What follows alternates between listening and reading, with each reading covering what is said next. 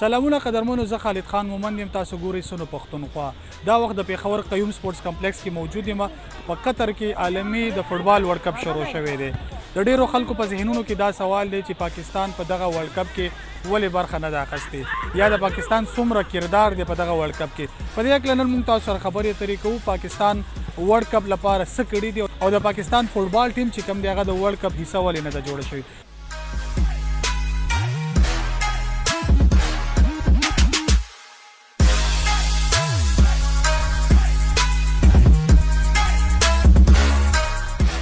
ایز پاکستانی دا زموږ لپاره فخر خبره ده چې کله په 2010 کې قطر ته دغه میلاو شو چې دا ایونټ به هلته کې تابع کېږي.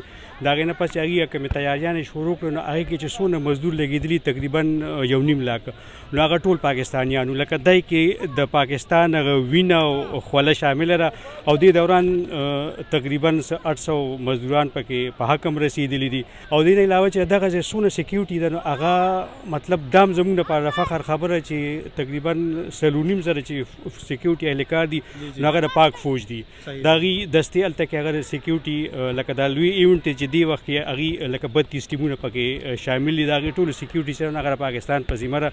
حسب معمول چې څنګه نه مخکې په شان فوټبال استعمالیږي نو هغه دې کې د پاکستان د سیالکوټ فوټبال استعمالیږي. بدقسمتۍ خبره دا ده چې د 32 ټیمونه نړۍ دي او هغې کې د پاکستان مهم رول دی د دې په انعقاد کې د دې لوی ایونټ، او د پاکستان ټیم پکې نشته. نو دا زموږ لپاره ډېره بدقسمتۍ خبره ده. هغې مسله دا ده چې څنګه په پاکستان کې هر چیز کې سیاست دی، دغه شان په لوبو کې هم سیاست دی. په 211 ټیمونو کې چې د پاکستان رینکینګ نو هغه 143 اوس هغه بجای دی نه چې مونږ ښه شوي مونږ نور هم ډاون شو او هغه 194 ته راغلی دی. نو زما حکومت ته دا ریکویسټ دی چې څنګه، او صرف حکومت ته نه میډیا ته چې میډیا څونه کرکټ ته هایلایټ کوي او هغې له کوریج ورکوي، دغه شان چې دا نور کوم ګیمونه دي فوټبال دی یا نور دي نو لکه دې ته هم توجه ورکول پکار دی.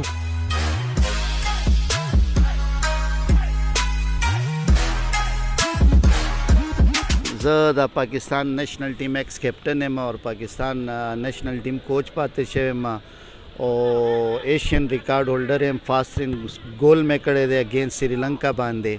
پورا یورپ کې تاسو دنیا کې وګرځئ نو هغې سره اکیډمیز دي، هغې سره ګراس روټ نه پلیران راوځي او کلبس نه ډپارټمنټ ته راځي او بیا نېشنل ټیم له راځي، خپل کنټري له لوبه کوي. نو زمونږ پاکستان حالات ځکه د فوټبال خراب دي چې فیفا ایف سی مونږ له ډېر فنډ ورکوي، خو هغه فنډ صحیح ځای کې او صحیح ماشومانانو باندې لګي نه چې کم راشي زمونږ پریزیډنټ کینی کم زمونږ پاکستان فوټبال فیډریشن باډي راشي نو هغه پهله خپل جیبونه ډکوي، هغې نه پس هغه چې کم جمع بچا کوچا شونی پیسه وي هغه خپل لایکینګ ډسلایکینګ والا خبره ده چې خپل کسانو له فرنټ ته راولي او باقي پیسه په هغو خرج کړي. ارشد صاحب داسې ده چې تاسو خو دا د حکومت په سطح یا د فیډریشن په سطح خبرې وکړئ چې سہولتونه نشته، فیسیلیټیز نشته. عام خلک چې کوم دي څنګه کرکټ د پاکستانیانو یو جنون دی، آیا فوټبال سره هم دومره مینه ساتي او پلیئرز راځي دلته؟ بالکل سر، فوټبال کرکټ نه زیات کریز دی، زیات جنون دی. خو دلته پاکستان کې فوټبال له فیسیلیټیز نه ملاویږي. فوټبال کې هغه سہولتونه نشته چې کم کرکټ کې دي. بیا به زه دا وایم، زما سوال دی زموږ د فوټبال مشرانو له، د پاکستان حکومت له چې خدا را دې فوټبال طرف ته هم توجه ورکوي. د دنیا امیر ترین لوبه دا ده او پاکستان کې د ټیلنټ کمی نشته. مونږ چې میرټ باندې فوټبال کې فیصلې وکړو کرکټ په شانتې نو اسکواش په شانتې نو هغه وخت لرې نه دی چې زمونږ د فوټبال ټیم به هم ورلډ کپ دپاره کوالیفای کولی شي. کتونکو تاسو د ارشد صاحب خبرې واورېدلې، یقینا چې د فوټبال لپاره جنون خو شته، پلیئر شته دی، لوبغاړي شته دی، خلک خوښوي دغه لوبه، فیسیلیټیز نشته دی حکومت په سطح یا دغه شان د ضلعي سطح باندې، فیډریشن مسلې دي، سیاست دی پکې.